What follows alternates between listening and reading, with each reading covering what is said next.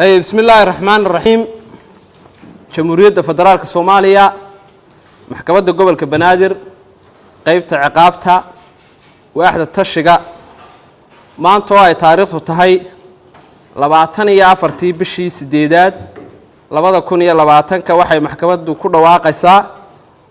حكم ككيس تعودات كعقابتها النبر كيس هي بقول فرتني سديد لبعض كونية لبعتن oo eedeysanayaal ka yihiin 9 qof oo ka tirsan wasaaradda caafimaadka Jamhuuriyadda Federaalka Soomaaliya kuwaas oo dacwadooda la soo dhageysanayay 14 fadhi dacwadeed xukunka maxkamadda eedeysanaha koowaad Cabdilaahi Xaashi Cali ina Khadiijo Xaaji Maxamed Xirsi 61 jir ah ku dhashay Hiiraan degan degmada Xamarweyne ahna agaasimaha guud ee wasaaradda caafimaadka dawladda federaalka Soomaaliya kuna eedeysan qodobada 241 363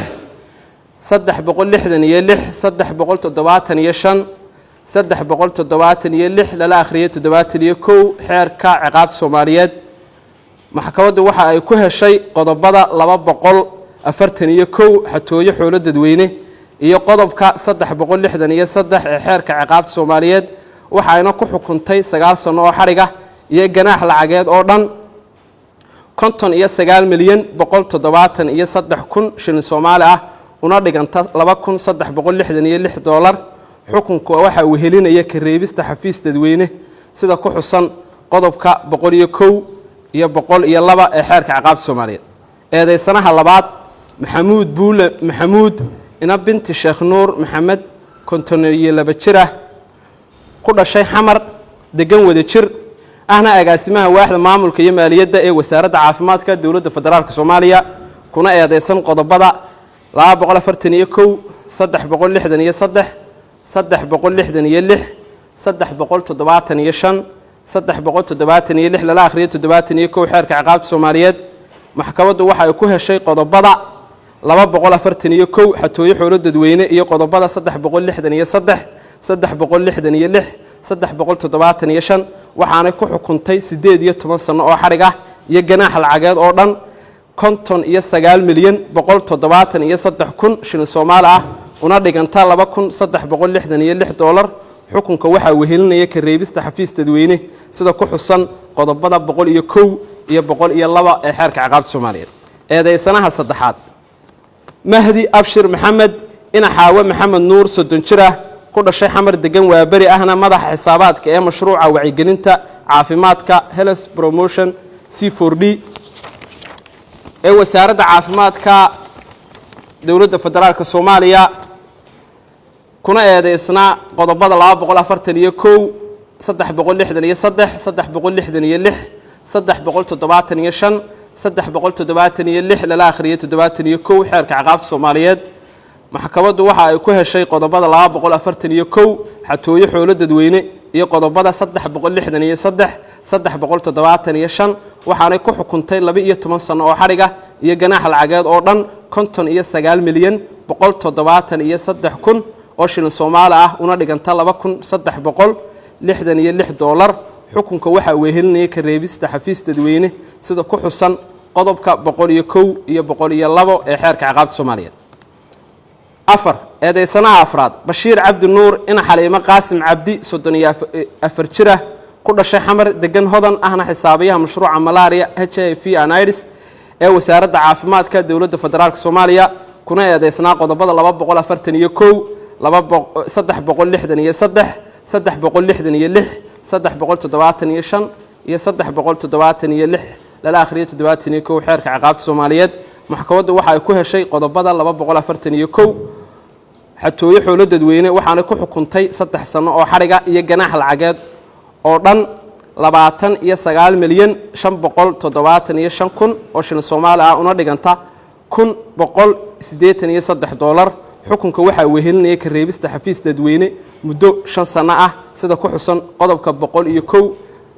faqradda koowaad ee xeerka ciqaabta Soomaaliyeed eedeysanaha shanaad Naciima Cabdilqaadir Maxamed ina Xaliimo Cabdi Sheekh 34 jir ah ku dhalatay degan xamar ahna maamulaha mashruuca taranka iyo hooyada reproductive health ee wasaaradda caafimaadka dowladda federaalka Soomaaliya kuna eedeysan qodobada 241 366 lala akhriyo 71 xeerka ciqaabta Soomaaliyeed maxkamaddu waxa ay ku weysay dhammaan qodobada lagu soo eedeeyay eedeysanada waxaana dib ugu celisay xorriyadeeda 6 eedeysanaha lixaad Axmed Aadan Maxamed ina Faaduma Maxamed 34 jir ah ku dhashay Gado degan Hodan ahna agaasimaha waaxda caafimaadka guud ee wasaaradda caafimaadka dowladda federaalka Soomaaliya kuna eedeysnaa qodobada 241 lala akhriyo 71 xeerka ciqaabta Soomaaliyeed maxkamaddu waxay ku weysay dhammaan qodobada lagu soo eedeeyay waxaana dib ugu celisay xorriyadiisa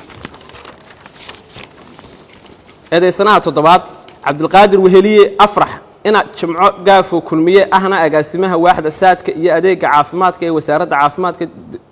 dowladda federaalka Soomaaliya kuna eedeysan qodobka 241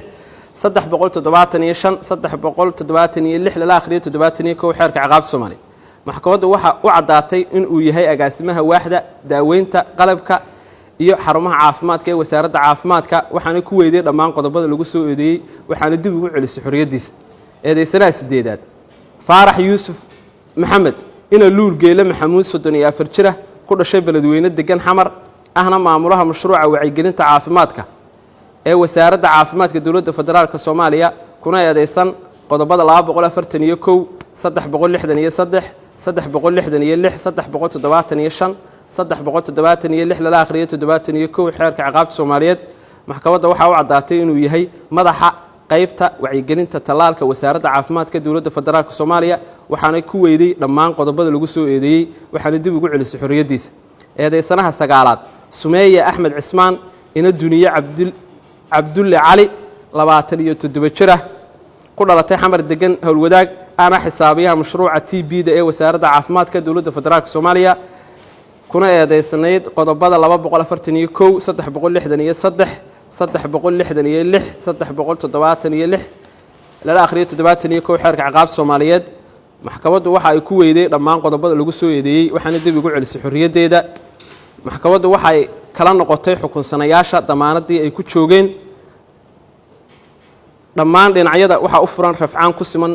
sida uu sharcigu tilmaamay wabillahi tawfiiq maxkamadduna noo xidhantay